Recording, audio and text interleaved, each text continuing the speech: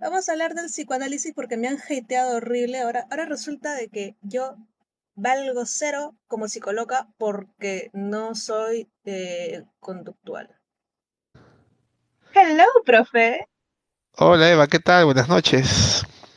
Buenas noches. ¿Se Gracias me por escucha estar bien? hasta tan tarde. Sí, sí, se lo escucha bien. Muy bien. Muy A tu bien, profe. invitación reiterada, aquí estoy, dispuesto. Sí, y se agradece porque sabemos de que usted se va a dormir bien tempranito. Tengo consulta temprano, esa es la razón. Si no, encantado, me podía amanecer preguntando y contestando. Oh, bueno. Ahora tenemos un montón de cosas porque resulta desde que la vez pasada me están hateando horrible porque yo no soy de cognitivo conductual, porque supuestamente esta es la única psicología verdadera. Y están chancando a mi papi Freud. Así que vamos a darle con palo, y por vamos, me refiero a usted, va a darles con palo una cachetada de conocimiento a todos los chicos. A ver, empecemos por partes. En primera, ¿qué es el psicoanálisis? ¿En qué consiste? Muy bien, excelente pregunta. El psicoanálisis, según Jean Laplanche en su diccionario oficial, son tres cosas. Primero es una concepción de la mente, del funcionamiento del aparato psíquico. También es una teoría de la personalidad y, por supuesto, es un método de tratamiento, un enfoque psicoterapéutico. O sea que es una forma de tratamiento, una teoría de la personalidad y un modelo, ¿no?, de explicación mental, aunque ya no se usa ese término, del funcionamiento psíquico. Término que también está en desuso, ¿no? Se habla ahora de psicológico, ¿no? O de procesos cognitivos, ¿no? Ya no se habla de psiquismo, ¿no? Es un término un poco anacrónico. Ya, claro, porque estaban diciendo de que ha quedado como que desfasado. Supongo que empieza desde los mismos términos. Así es. Ya, Ahora, pero ¿en qué consiste el dígame, psicoanálisis? ¿Por qué es tan criticado de las otras ramas de la psicología? Dicen de que su método es muy, que no se puede basar en el método científico, que es muy subjetivo. ¿En qué consiste vamos, una terapia psicoanalítica? A ver. vamos a partir de que te parece por una cuestión de orden de la génesis. Voy a ser muy breve, muy concreto. En primer lugar, Freud no es psicólogo ni filósofo, ni mucho menos digamos, chamán, brujo, charlatán, es médico y es neurólogo de formación. Y él se enfoca en la investigación neurológica. Es una rata de investigación, de biblioteca. Pero da su gran salto al trabajo clínico, al tratamiento directamente con pacientes con las histéricas de aquella época.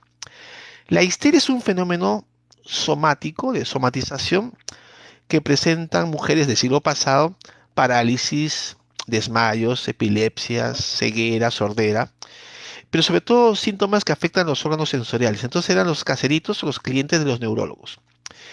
Y los neurólogos, como Freud, se dieron cuenta que no había una base, un sustento fisiológico que diera justificación al problema médico.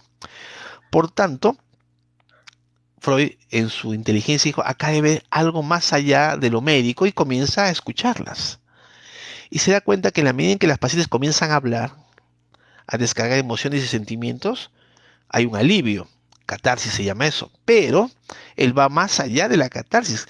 Los pacientes comienzan a recordar hechos que aparentemente están olvidados y que eso generaba que el síntoma neurológico, el síntoma físico, Eva, declinara y desapareciera como si fuera una cosa mágica.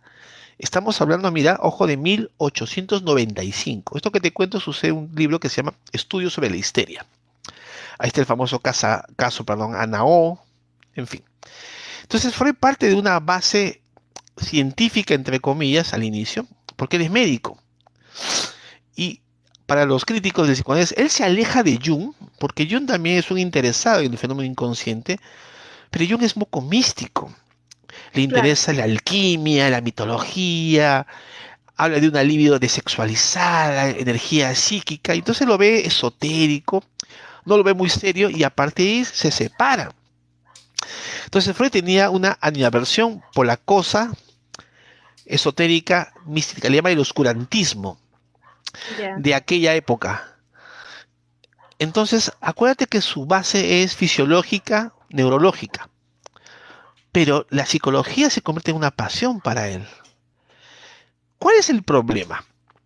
Que los conceptos que él comienza a precisar como el complejo de Edipo, la castración, el inconsciente, son conceptos que no se pueden comprobar de forma empírica, no hay evidencia científica desde el positivismo, o sea, hablemos con rigurosidad desde el estricto método científico. Y eso Freud lo sabía, a él no le quitó el sueño, pero hay lo que se llama validez clínica. ¿Qué quiere decir esto? Que un conjunto de terapeutas, psicoanalistas en su mayoría, encuentran el mismo fenómeno en un número grande de pacientes en el tratamiento. ¿Qué encuentran? Que la psicología lo ha aceptado, ¿ah? Los mecanismos de defensa. Inclusive este tema ha sido aceptado por la psicología académica. ¿Qué otra cosa encuentran que es de aceptación pública en la actualidad?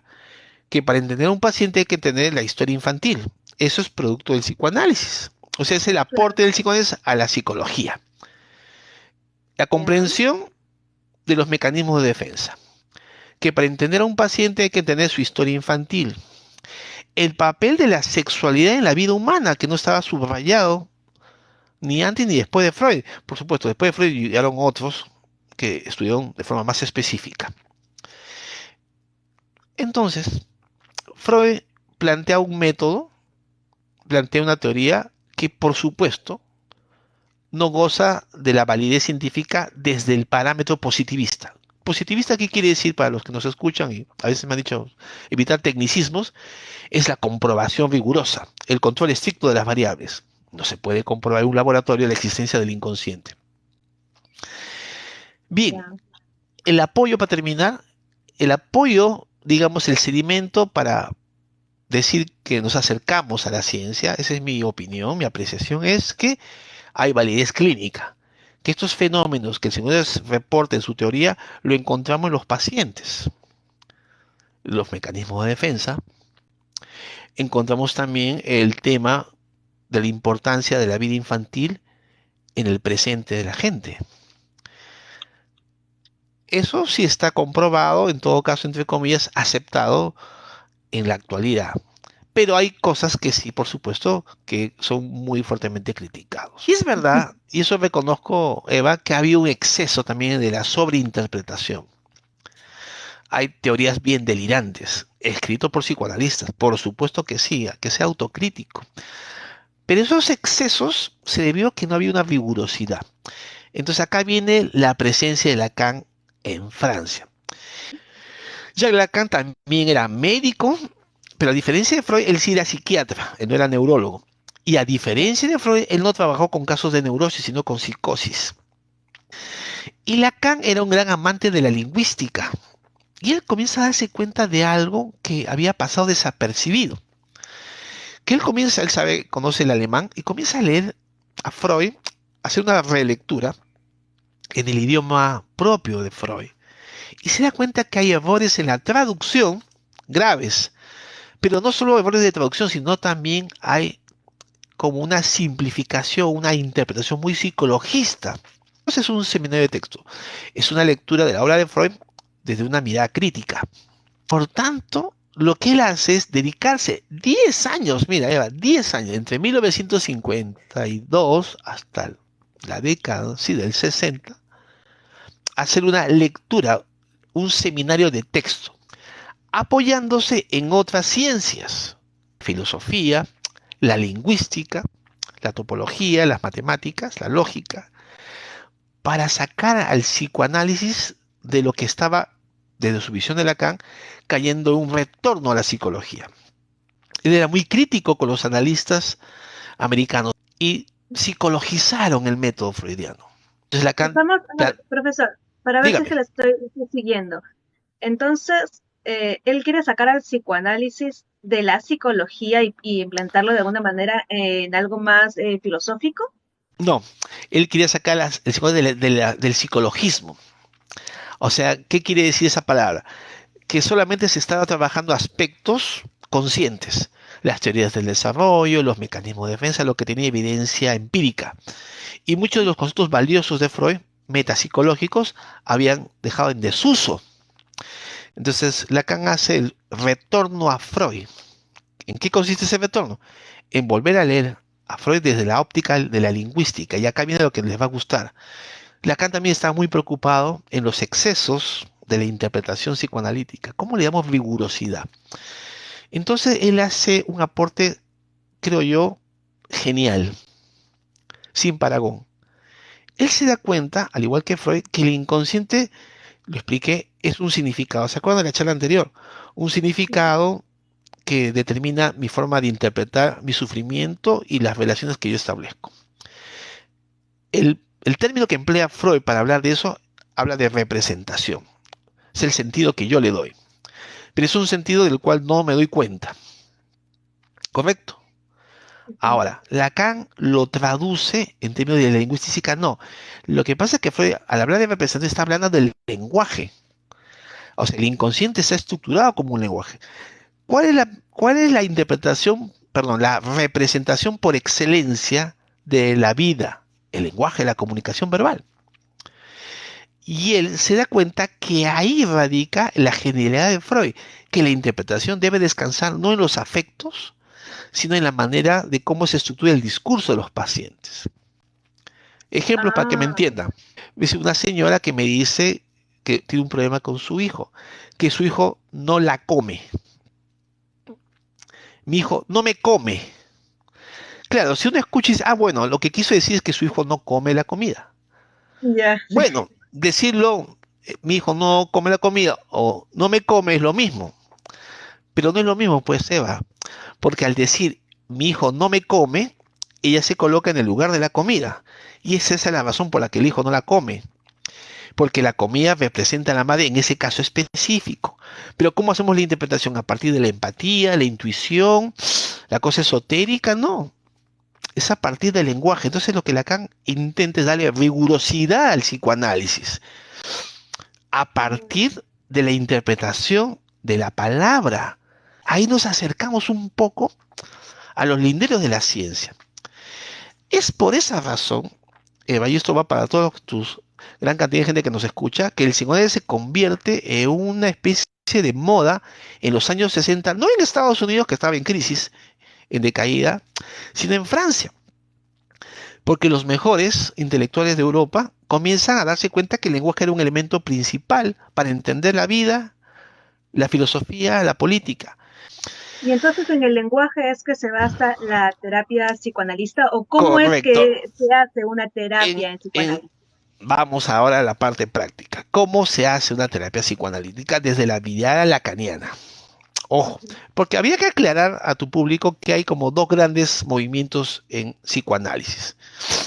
El movimiento tradicional es la que formó Freud en 1910, la Asociación Internacional de Psicoanálisis, la IPA, que está en todo el mundo, y que tiene una predominancia inglesa y americana. En la actualidad, sus vectores teóricos son la teoría del apego, la intersubjetividad y el tema de los afectos. Un lacaniano inteligente decía, no estamos en contra de los afectos ni el apego, pero eso no es psicoanálisis. O sea, es una teoría Pero el válida. psicoanálisis no se basa acaso en la historia de infancia, ahí es 100% historia de apego. Claro, pero ahí viene la gran polémica, la gran controversia. ¿Qué es lo que se analiza? ¿Se analizan los afectos o el lenguaje? Entonces, en esa polémica están ambos movimientos. Apego ambivalente. Ya. Ya, eso es comprobable empíricamente. Se puede observar en niños pequeños. Ujú. O sea, ahí no hay una falacia de la teoría. Pero una cosa es decir que eso es psicoanálisis y otra cosa es decir que eso es psicología del desarrollo. No le hace ni menos ni más. Ya. ¿Pero por qué? Entonces tú puedes decir, ¿pero por qué no psicoanálisis? Porque acuérdate que, ¿cuál es el carácter, o sea, cuál es el fundamento ideológico para que algo se llame psicoanálisis y otro no se le ponga ese título? Que tome en cuenta el aspecto inconsciente de la actividad humana. Entonces, ¿pero qué cosa es inconsciente? El inconsciente no es un acto, no es una acción. El inconsciente es una representación que anida, que habita en la palabra del paciente, del niño. Una palabra, un lenguaje que lo hace sujeto. Claro, eso es muy lacaniano, tú dirás. Pero hay otras corrientes que discrepan y dicen, no, el inconsciente son los afectos primarios. Entonces, ¿qué interpreto? Los afectos. No me parece que sea una teoría que carezca de valor y de verdad. Pero como decía este colega, pero habría que pensar si eso es psicoanálisis. Para que algo sea psicoanálisis es porque es netamente inconsciente. Estamos hablando de que el psicoanálisis quiere Claro, hacer es el, consciente lo eh, inconsciente. correcto, Correcto. es el concepto vector. Si no hay Ya, inconsciente, pero no le puedes no se llamar supone. psicoanálisis.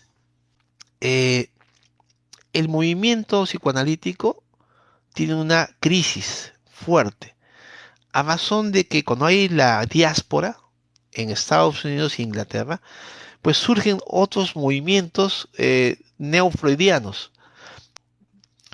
Entonces, ese es el contexto en que se movía Lacan. Entonces, él comienza a innovar. Entonces, por supuesto que lo que él quería era una renovación del psicoanálisis. Entonces, lo que hace es separarse y formar su propia escuela, la Escuela Freudiana de París. Eso lo hace en el año 64.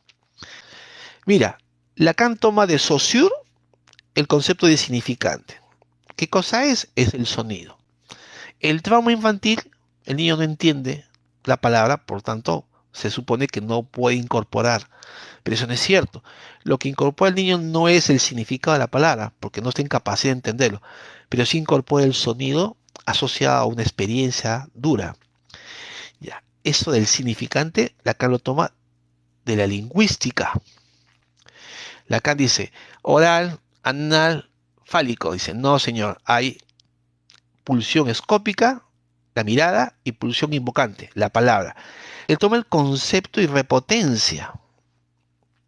Profe, Pero acá dígame, quiero resaltar un detalle dígame. que recuerdo en una sesión, algo que dijo sobre las pulsiones y el tema de la mirada. ¿Puede hablarnos de eso?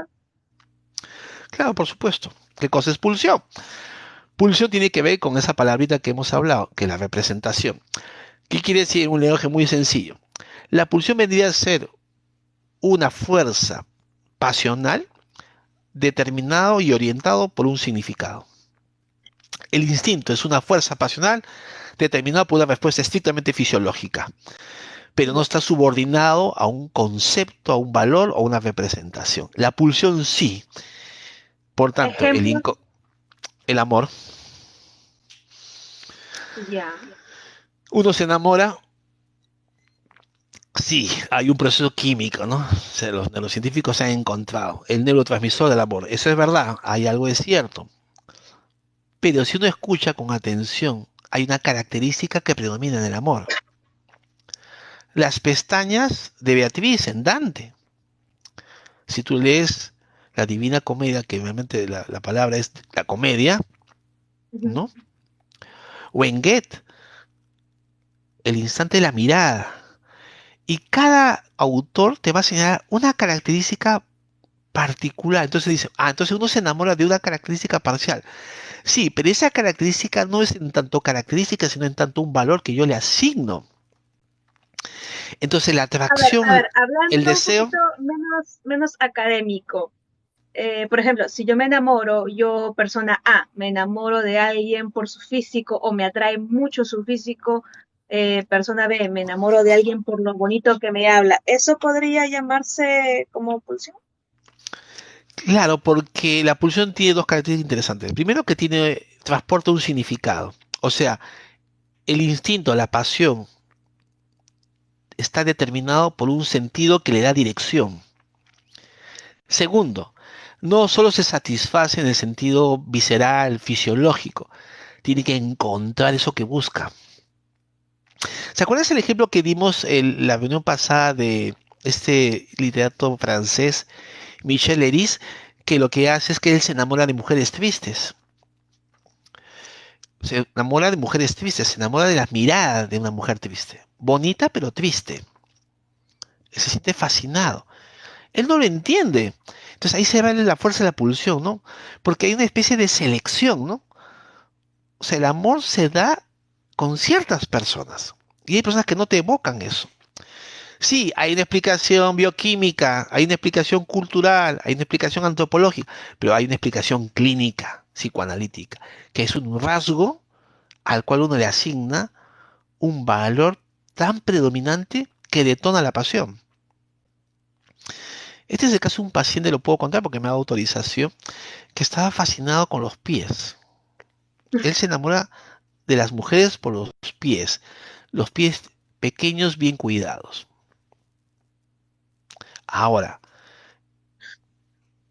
él no mira Lo ni la sigo, lo sigo. cara, ni el trasero, ni el buen cuerpo, ni inteligente, si eso, la sonrisa es bella, son los pies. Y él me dice, yo no encuentro pies bonitos en las mujeres. No encuentra, pero encontró un día. Y quedó fascinado. Tanto así que le toma foto. O sea, imagínate, uno tiene la foto de la chica, ¿no?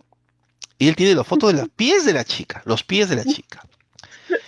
En el análisis que tomó mucho tiempo con él, él se acuerda que su madre era fanática del Chavo del Ocho. Él era un niño de 4 años y le encantaba ver el Chavo del Ocho a la mamá. Y a él también, a pesar que no entendía muy bien. Y él se sentaba en su regazo. Pero la mamá aprovechaba, cuando miraba el Chavo del Ocho, a pintarse las uñas de los pies. ¿Te imaginas los pies por delante frente a la pantalla? Entonces, mi paciente, ¿qué veía? Sí, el Chavo del Ocho, pero veía también los pies de su madre, bien cuidados, blancos, pintados de rojo. Él me lo cuenta así, que le generaba pues un placer inmenso solo verlos. Entonces lo que él hace está buscando un poco ese rasgo materno en las mujeres. Estoy dando un Acá, ejemplo. Por supuesto, no estoy diciendo que todos se enamoren de los pies de las mujeres, por favor. no, no, no, claro, porque sí recuerdo que también había un chico que nos comentó en una clase, un chico que se fijaba mucho en el cabello de una chica y notaba cuando ella le daba especial cuidado, decía, "Ah, ¿a dónde irá a salir o con El, quién saldrá?" el Y cabello era porque su negro, mamá el tenía, cabello negro y ajá, exacto. mojado, Ujú. ese azabache oscuro, ¿no? Que a él lo excitaba. ¿Y por qué razón? Porque este muchacho, cuando era niño, vivió con una madre soltera y ella era pues estilista. Le gustaba, no, le gustaba y vivía de eso. Y él le ayudaba. Pero él se acuerda en los recuerdos que en los sábados por la noche, cuando se va a la peluquería, la mamá, o joven, por supuesto, se arreglaba, tenía el cabello negro y siempre salía con el cabello mojado. Cosa rara, porque las mujeres se secan el cabello, Claro. pero su mamá no. Estaría apurada y decía que iba a visitar a una pariente. Un sábado a las 10 de la noche visitar a una tía, una abuela, un poco raro, ¿no? Entonces, lo que pasaba es que la mujer se arreglaba para verse con su amante como es natural. Y él lo sabía más o menos, pero le dificultaba aceptarlo, porque la madre desaparecía al día siguiente. Entonces el cabello mojado mira qué buen ejemplo, es la representación del encuentro de su mamá con un hombre. Porque nadie se vela para sí misma, solamente en el caso que estoy dictando. Entonces fíjate, el cabello mojado, los pies, no hablo solo de características físicas, también pueden ser el timbre, el tono de voz, el nombre de la persona. Hay un caso alucinante. Esta es una, no es una paciente, es una alumna que tengo su autorización para contarlo, porque el nombre es muy común, se llama María. Entonces ella estaba muy molesta, me dijo, porque yo tengo un nombre ordinario, así como ustedes se llama Juan, hay un montón de Juan y un montón de María. Entonces yo un día en una clase expliqué el significado del nombre, que tiene ribetes inconscientes, y me dijo, su teoría no me gusta. Se mostró muy crítica, está en su derecho. Pero a pesar de eso fue a preguntarle a su mamá, cosa que a sus 20 años nunca le ha preguntado, ¿por qué me pusiste María? Y acá te cuento la historia. Ella se quedó sorprendida, casi se cae de la silla cuando le contó. Parecía un cuento, un chiste. Dice que ella nació en el campo, en un lugar X de provincias, tan agreste, tan alejado de la ciudad, que tenía que ir a un juez de paz para bautizar, perdón, para inscribir en la partida. Entonces la mamá estaba haciendo la cola con la criatura y en eso le dio ganas de orinar. Entonces le da el bebé a la señora que está en la cola y dice, un ratito ya regreso. Como no hay baño, entonces ya te puedes imaginar que el baño está lejos. eh, la señora va, le preguntan, ¿qué nombre le va a poner a la criatura? En esos lugares pues no, parece una fábula. Entonces ella mira al costado, ¿dónde estará la mamá? Bueno, no sé, pues, María. Y le pone María. Cuando la mamá regresa, acepta el nombre que le puso la extraña. que no le parece mal nombre. Ahora, ¿cuál es la implicancia de este nombre? Que le importa muy poco. Claro, y fija que le importa tan poco que la chica que lleva el nombre recuerda que ella hacía sus tareas solas, no por chancona, sino por la mamá no iba a prestar académicamente. Iba a las actuaciones solo con la abuela o con la tía. Inclusive ahora que soy de universidad me dice, poco o nada le interesa a mi mamá, he tenido un aborto, estoy con un hombre que ha salido de la cárcel y poco o nada pregunta si con quién estoy, qué hago con mi vida. O sea, desde que vine al mundo soy objeto de su desinterés profundo. María. O sea, María significa María, María significa la Virgen María, o María lo que da cuenta es el desinterés por su hija. O sea, como una palabra da cuenta de una representación. Ya, eso de ahí es inconsciente. Ejemplo, me parece. Acá tenemos distintas opiniones. Acá hay quienes dicen que es muy profundo lo que dice. Acá hay otro que dice que es difícil creer en el psicoanálisis. Quiero leer algunas de las preguntas, porque acá Ujú. dicen que el Dale, dale. psicoanálisis puede variar dependiendo del psicoanalista que analiza, porque es muy subjetivo. ¿Qué tan cierto es eso? Buena pregunta. El psicoanálisis no varía en su fundamento, varía en la estrategia transferencial que emplea con los pacientes. Y esto lo tengo que explicar con ejemplos porque no se va a entender. Exacto, sí. Cada paciente que viene con un problema, pero el desafío es que también viene con una transferencia. ¿Qué significa eso? Eh, los neuróticos, los que sufren emocionalmente, comienzan siempre a demandar a las personas significativas un trato particular por el hecho de ser neuróticos. Ejemplo, hay pacientes que buscan que solamente se los escuche, pero no que se les contradiga. Otros que quieren que se los cuide, otros que quieren que se los tranquilice, otros que quieren que seamos una figura paterna. O sea, todas sus necesidades emocionales, para hablarlo en un lenguaje sencillo, lo van exigiendo al analista de forma inconsciente. Es como una demanda. Ahí surge también la demanda erótica también, los Entonces, impases, ¿no? Entonces, ¿qué hace? Ahí viene la pregunta de este chico. ratito, Dígame. ratito, ratito. ¿Cómo que una demanda erótica de parte del paciente hacia el Claro, analista? porque la transferencia no solamente es demandar afecto, también la sexualidad aparece. ¿Cómo aparece? En la seducción que hace el paciente al analista. ¡Qué Recuer- incómodo! Eso es algo muy frecuente, de hombres y mujeres. Estamos diciendo Eh, de que una ah, ah, persona que está siendo atendida por un psicoanalista, de alguna manera se está sintiendo atraído por el analista. Sucede más de la cuenta. A Esa ver, de transferencia por sí en erótica, términos generales, de por sí en términos generales no es difícil, más bien creo yo que es muy común que un paciente digamos, simpatice mucho con el analista o haya incluso hasta cierto grado de dependencia o hasta ligero apego. Pero entendemos entonces que en el psicoanálisis lo es más. lo es más, ¿sabes por qué? Primero porque el tratamiento es largo. Segundo porque el vínculo que se establece entre el paciente y el paciente es un vínculo muy, muy profundo. Porque los pacientes abren su historia, su pasado, su intimidad a su analista. Pero eso es Tercero, igual con cualquier psicólogo, ¿no? O con la mayoría de los, ¿no? sí, pero sí, con los psicoterapeutas. Pero acá hay un detallito, que en el caso de los analistas, acuérdate que el peso de la interpretación del trabajo de profundización recae en la intimidad. No porque ellos eligen hablar del tema, sino porque es el tema que aparece en el discurso. O sea, de su sexualidad, de sus relaciones primarias con sus padres, y de No, bueno, momentos, ahí difiero, dígame, porque por ejemplo, yo estoy en una terapia de psicoanálisis. El psicoanálisis, hasta donde recuerdo, va por asociación. ¿Ya? Entonces, yo estoy hablando un montón. Yo, yo elijo de qué hablar, pero es mi analista el que decide qué fracción de lo que yo he dicho vamos a analizar. Entonces, no depende de mí, sino depende de mi analista. depende de los dos. Fíjese, es una buena Pero pregunta y me manejo el análisis. es una buena observación. Es verdad, Asociación libre es que tú pones el tema que eliges hablar. Tú hablas de lo que te viene en gana. En eso que uno habla de cualquier cosa, aparece un tema recurrente.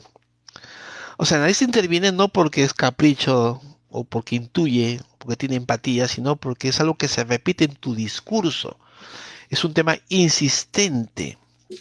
A razón de esa insistencia, el analista comienza a preguntar. Porque si no hay esa insistencia, sería una contratransferencia. Tú estás preguntando cosas que el paciente no ha dicho. Para que veas, hay pacientes que no hablan de su sexualidad hasta el segundo año y yo no toco el tema.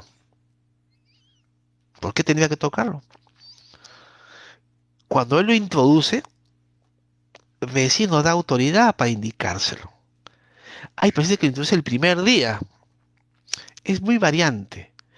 Ahora, donde estaba hecha la pregunta es, ¿cuáles son las dificultades que el paciente buscará de alguna manera ser amado por el analista de diversas formas? El amor tiene un lenguaje. Hay gente que se siente amada porque lo escuchan, porque los protegen, porque los mandan, porque les genera atracción, porque son objeto de mirada. Hay un caso bien interesante de una paciente X que se hacía tatuajes, era una paciente bien histérica. Y obviamente en alguna sesión decía, le quiero mostrar el tatuaje. Se había hecho un tatuaje cerca del seno. Entonces dije, no me lo muestre, cuéntemelo, pero no es igual. No es igual, doctor. Usted tiene que verlo. Momento Entonces, parece que incómodo. es un chiste, ¿no? Entonces, los tatuajes será para dar muestra de su cuerpo al analista, a su padre, a su novio, a su profesor, a su médico. Y me decía, si todos lo han visto, ¿y usted por qué se resiste? Entonces, fíjate ahí que la demanda que me está planteando no es a mi persona, sino a lo que yo represento para ella. Entonces, ahí viene la parte ética. Este es un chiste que te voy a contar. Freud no entendía por qué las pacientes se la aventaban. Mujeres muy bonitas las histéricas, no son mujeres feas. ¿Ah? Eso dice Freud, un eufemismo, es decir, mujeres con una estética asombrosa. Así, la pluma de Freud es bien elegante. Él no iba a decir vulgarmente, eran mujeres guapas. Y él decía, ¿cómo? No entiendo por qué las mujeres se avientan frente a un viejito carcamán. Porque Freud era un viejo. Y las Claro. mujeres se sentían atraídas por él. Pero él se daba cuenta que no es él la persona de Freud, sino lo que representaba para estas damas.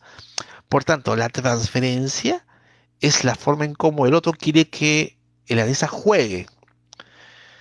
¿Qué se hace? Ahí viene la pregunta de este chico. Por lo tanto, la estrategia tiene que ser distinta con cada paciente. Hay pacientes que no le puedes dar ni la mano y hay otros los puedes abrazar y no pasa nada. Hay pacientes que tienen que ser face to face y hay gente que no. Hay pacientes con quien tú tienes que cobrarle la sesión como debe y hay pacientes que no. Les puedes perdonar. Entonces, ahí viene la flexibilidad, pero no tanto del método, sino de la manera del manejo que tú haces de la transferencia y del vínculo que tú estableces con ese paciente. Esa es la piedra angular, pero dentro del marco del psicoanálisis. Hay una Entonces anécdota que estamos te quiero hablando de contar. que no cualquiera podría ser un psicoanalista, porque si Ah, estamos hablando de buena que yo tengo que pregunta. manejar la transferencia, entonces, aparte de que debes manejar una ética, pero muy, muy firme, debes tener demasiado control, en extremo control de la situación, estar demasiado consciente del inconsciente de esa persona. Eso es- Y también con eso podemos ir terminando la reunión de hoy día. Mira, polémico lo que voy a decir.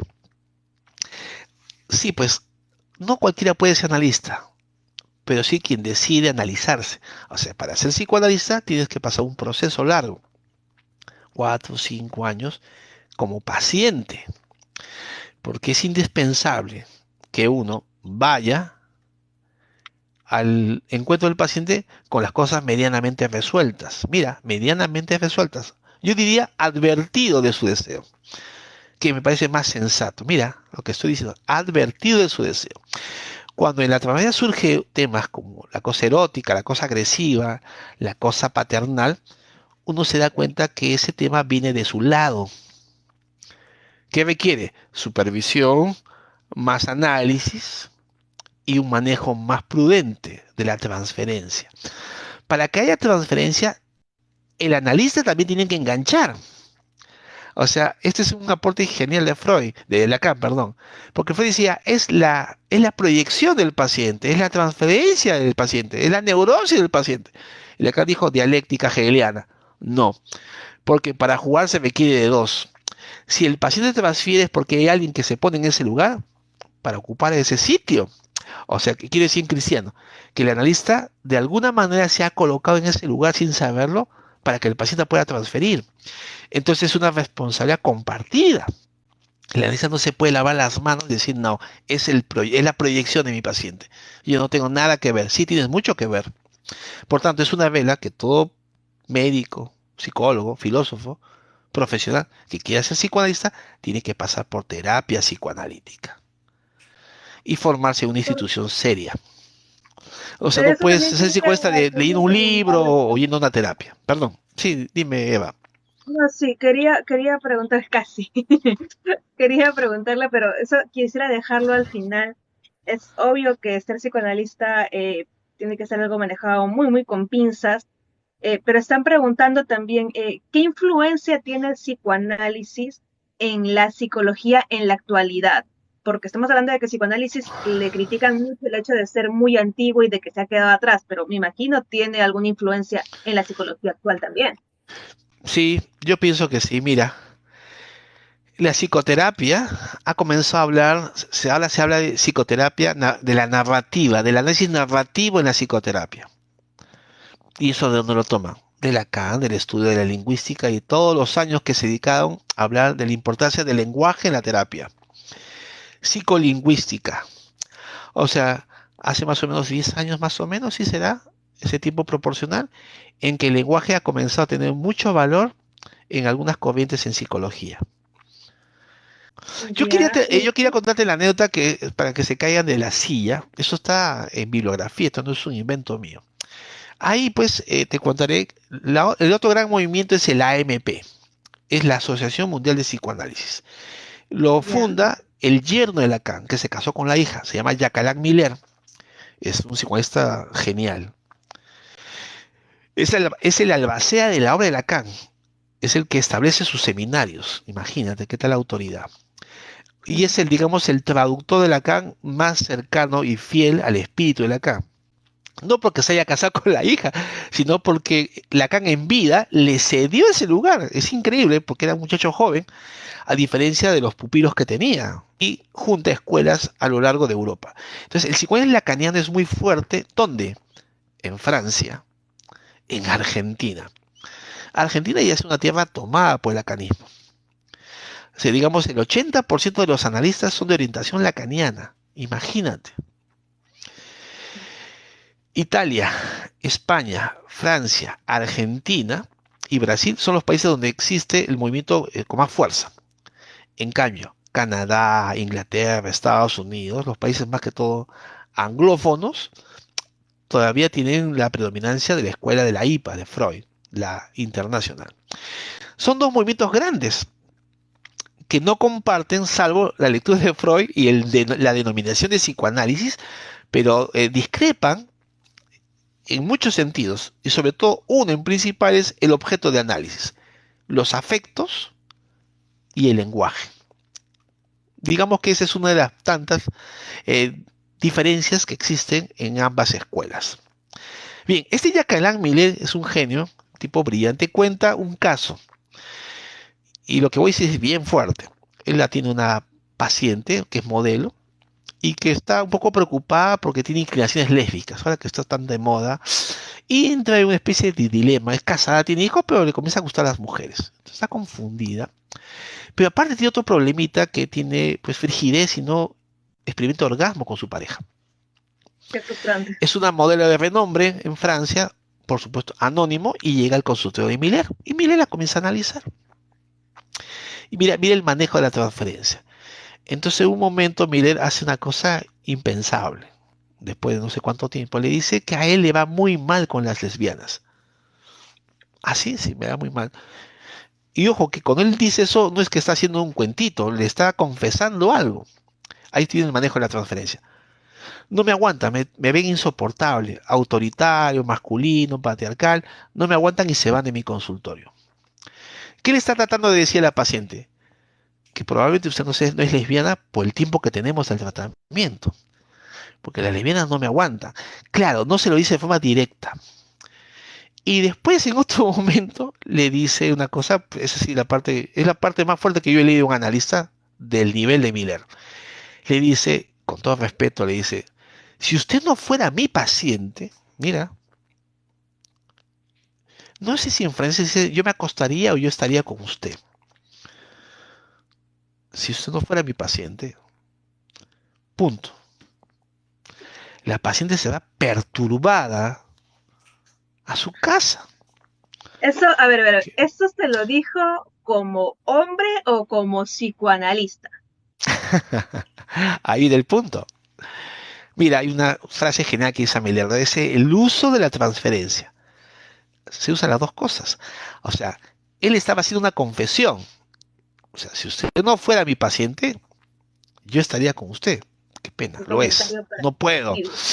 Claro, si uno lo ve de la ética, dice, oye, está rompiendo una regla. Exacto. La Éticamente regla es que hablando, sí, tú no pero te puedes las acostar reglas con tus freudianas. pacientes. Ahora, tú puedes decir a los pacientes, no es lo correcto, pero sucede. Ahora viene la palabra que tú usaste, requiere mucho control.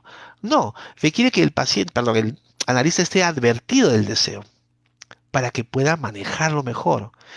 ¿Qué sucede? La paciente regresa a su casa y vuelve a la sesión más perturbada. ¿Y qué había pasado? Después de años de frigidez, dice que por primera vez ha experimentado un orgasmo con su marido. Entonces, ¿por qué Mile le dijo, si usted no fuera mi paciente, yo estaría con usted? Porque le está dando cuenta que es una mujer que genera deseo. Claro, mira el efecto que tiene, que se lo diga el analista o que se lo diga una persona X. Ahora, uno puede decir, oye, pero eso lo dice con la intención, digamos, poco ética de querer algo con esta chica. No, porque esto lo cuenta en un congreso. Y lo dice así. Ojo que estoy hablando de cosas que uno lo siente. O sea, Vile está diciendo, no me parece mala chica. Que uno dice, qué cínico este Profe, hombre. acaba de inspirar a mucha gente a que se vuelvan psicoanalistas, sobre todo los que no tienen suerte con mujeres. Pero, a ver, ¿cómo Claro, puede un pero analista evitar una demanda? Porque vamos a ordenar el así asunto. Vamos a ordenar el asunto para que no se malinterprete el ejemplo que estoy dando, muy controversial. Los analistas ha no, captado la no, atención de toda la gente acá. qué Ya están bueno. dando like. El analista no opera como un budista zen que tiene un autocontrol de sus pasiones. No. ¿Sabes cuál es la diferencia? En que cuando los terapeutas comienzan a sentir deseo por sus pacientes, lo que intentan es controlarlo o negarlo. Y en términos técnicos, derivarlo, que es lo apropiado. En Claro. cambio, en la escuela lacaniana, no estamos haciendo una promoción del deseo, sino es advertirlo, asumirlo y trabajarlo. No hablamos de control. ¿Por qué te atrae? ¿Qué te recuerda? ¿Cuál es tu lugar en la transferencia? ¿Qué tiene que ver con tu historia personal? O sea, no se trata de ponerle una camisa de fuerza, ni tampoco que pase al acto, por supuesto que no. Sino un análisis. Correcto. Una cosa es, mira, una cosa es controlar el deseo y otra cosa es estar advertido del deseo bajo tu propia decisión. Ya, ok. En una Miller estás pienso, yo pienso participando que del Miller juego. le diría que linda chica. Ahora, él hace uso de eso para ayudarla. Claro, uno puede pensar maliciosamente, no, yo creo que lo que hizo era quería estar con ella. Bueno, esas cosas no se confiesan, y menos en un congreso. Entonces Miller dice esto, y yo no me atrevo a hacer eso, y no me he atrevido a hacerlo por muchos años. Él comienza a ser clínico en el año 81, cuando muere Lacan, mira. O sea, solo se siente con la autoridad de hacerlo cuando el Pope, el padre del psicoanálisis francés, fallece. Y esto que cuenta que fue hace pocos años es cuando ya pues tiene un nivel de un analista renombrado, de un Claro. nivel Cuando ya tiene cierto reconocimiento ya puede darse el lujo de contarlo. de tomarse libertades. Por tanto, para ahí pues esto podía ser pues una salvajada. O sea, ¿cómo le vas a confesar eso a un paciente? Mira, para que te rías, en la escuela de IPA hasta un tiempo era ridículo lo que era neutralidad. Y esto lo puedo contar porque Chema me dio autorización, nuestro amigo Chema Salcedo. Él me dice que fue un analista y el analista le dijo, si nos vemos por la calle, yo no te voy a saludar. ¿Por qué? La neutralidad analítica. Yo tenía un alumno en la San Martín que me decía que iba al consultorio de su analista y no había foto de hijo, de nada, era neutral. Y entraba por una puerta donde no encontraba al paciente y salía por otra donde no se encontraba con ningún otro paciente. O sea, cuando Freud habló de la neutralidad analítica, quiso decir, en el buen sentido, es que no puedes influir en tu paciente y mantener al margen tu vida personal. Pero acá se pasaba al extremo, casi una asepsia de decir, no hay nada personal, al punto que no le puedes saludar por la calle. Yo pensé que era un chiste, me dijo, no, es verdad. Y estoy hablando de la década de los 80. Él se analizó. Me dijo, si me ves por acá, yo no te voy a saludar. No nos conocemos. Con el paciente no Wow, puedes tener ningún tipo de trato. Pero ¿no te parece una cosa medio obsesiva? Hasta el ridículo. Por supuesto, no vamos a caer en el extremo contrario, ¿no? No te vas a ir a bailar con tu paciente, tampoco. Entonces pienso yo que la diferencia no es que el analista cambie de teoría, sino la manera en cómo se relaciona y cómo maneja la transferencia con cada paciente en función de su problemática. para poder entender lo que está explicando, están preguntando en palabras simples qué es la transferencia. Es el vínculo emocional que siente un paciente por su analista. En palabras Ya. sencillas. Puede ser Bueno, que se amor, puede dar también una odio, transferencia en una pareja. de diversas. La transferencia es un fenómeno clínico que se da con el analista. Ya, si es fuera del consultorio, eso llámale vínculo emocional, tendría otro tipo de concepto. Ahora, Ok, ojo, que la ok. transferencia puede ser positiva o negativa. Si es positiva, tiene que ver con todos los sucedáneos del amor. Simpatía, idealización, cariño, ternura, cuidado. Si es negativa, odio, antipatía, crítica, atracción sexual y todo Y lo que... ahora, ¿qué ocurre, por ejemplo, ya que Dígame. hay esa transferencia? eh, si yo soy hombre, ¿debo tener una psicoanalista mujer para que No, funcione la transferencia hombre heterosexual, entiéndase, y viceversa? no necesariamente. Porque acuérdate que esto del tema de género tiene que ver con representación. Eh, el analista tiene una posición femenina, decía Lacan, porque es muy receptiva. Uno, mira, acoge el sufrimiento de la persona. Uno escucha bastante, habla poco,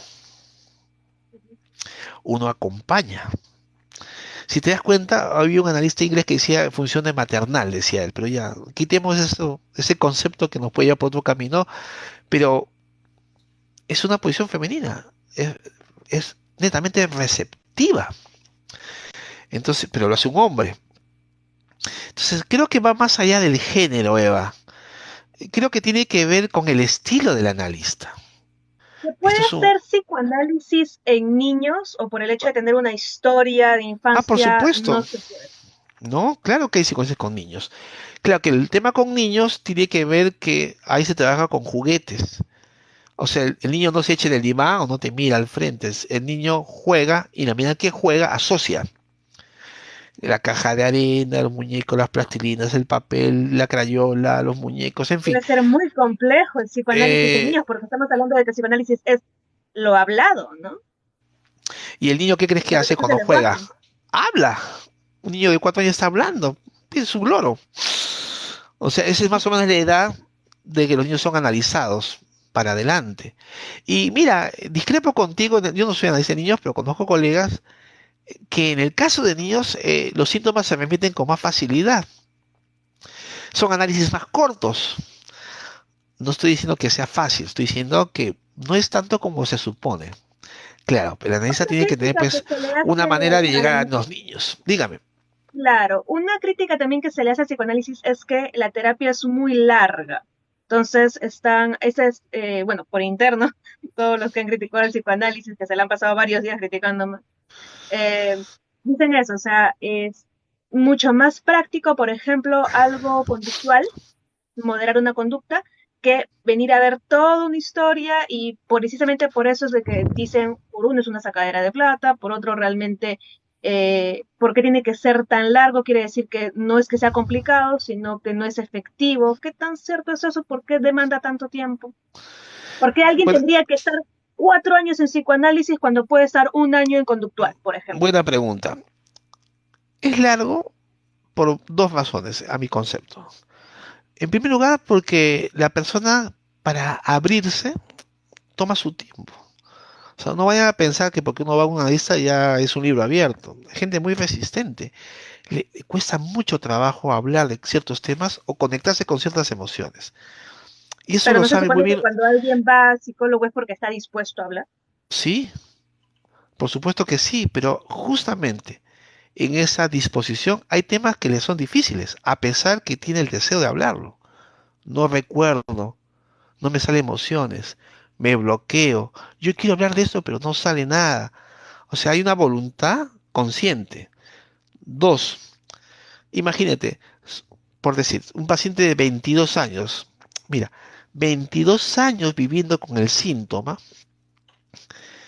para resolverlo un mes. O sea, no estoy diciendo que el tratamiento tenga que durar los 22 años, No, pero debe ser proporcional. Una enfermedad mental o una neurosis se estructura en el tiempo y la desestructuración o el desarmado también lleva el tiempo no proporcional en la misma medida, pero sí es largo, porque estamos desarmando un reloj suizo, finísimo, pieza por pieza, y volverlo a armar. Y ojo, quien lo arma es el paciente, porque quien marca los temas, el ritmo y la permanencia es el paciente. El paciente se puede ir en cualquier momento. Claro, la famosa crítica es que por qué se quedan tanto. Woody Allen, ¿no? Tiene creo que 30 años en análisis, por ejemplo. Yo una vez le pregunté a mi analista, me dijo que era 15 años, y le pareció poco. Entonces, si uno escucha y dice, "Ah, qué bruto, qué enfermedad mental tendrán para ser tan graves, porque están midiendo el tiempo por la ecuación de gravedad". No, el tiempo tiene que ver de lo que están dispuestos cada cual a profundizar y conocer. Mira, y con eso termino. Un buen paciente puede, creo yo, remitir al año los síntomas y un año más para entender lo fundamental. Si alarga el análisis, es porque quiere saber más. Eso es una decisión del paciente. ya, ok. Como hay pacientes que se van a los 6 meses y otros se van a los 3 años. Lacan siempre Ok, decía, yo no empujo a un paciente donde no esté dispuesto a avanzar o lo que no está dispuesto a saber. ok. Entonces no se le puede achacar todo el peso del tiempo al analista. Creo que también tiene que ver con el deseo del paciente, del analizante. Así, mi querida Eva. Ok, y para ti, hay gente que está muy contenta con lo que ha estado conversando ahora, profe, está pidiendo su Instagram y su número de teléfono para contactarlo, así que Ya, adelante hija, con el chat. encantado. Gracias más bien por la oportunidad. Y, Díganos cuál es su Instagram y con qué número de teléfono se pueden contactar con usted. ya, mi Instagram es psicoanálisis con Contreras. Y si están interesados en una terapia psicoanalítica, me llaman al 903-527-205. Muchas gracias por la entrevista. Gracias, Eva. Igual a todo el público que me ha escuchado atentamente. Mira, son 11:10 de la noche. Casi nos Sí, amanecemos. Les agradezco la paciencia y hasta otra oportunidad. Ya, hija, que muchas descanses. gracias, profesor. Ha sido un buen live. Nos vemos a la Igual, siguiente. chao, gracias. Bye bye. Buenas noches. Bye, bye.